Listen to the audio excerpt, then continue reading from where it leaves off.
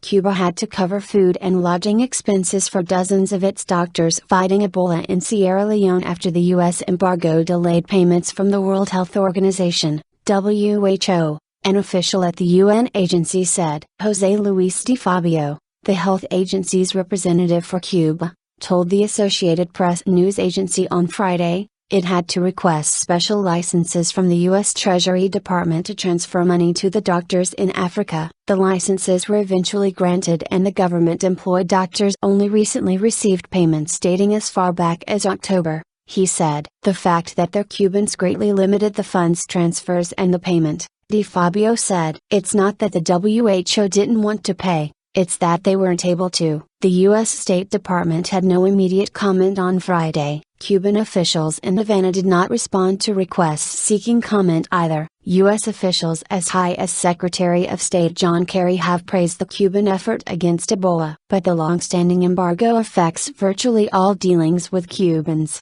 even for banks outside the U.S., because they depend on dollar transfers through U.S. institutions. Cuba has sent 256 medical workers to Africa, with 165 in Sierra Leone and the rest in Guinea and Liberia. Cuban doctors generally receive salaries of about $70 a month, with some specialists earning more, but the Cubans in Africa are receiving $250 a day in direct payments from WHO that are meant to cover their food and lodging and provide a margin of extra compensation. The embargo issue did not affect the state's salaries, which are paid to banks inside Cuba. Only the extra payments from WHO. De Fabio said there were relatively minor delays in opening accounts for the doctors in Guinea and Liberia, but those have been resolved. There has also been a delay in deploying Cuban doctors in Sierra Leone, with only about 60 of 165 Cubans there in the field, said Dr. Carlos Castro,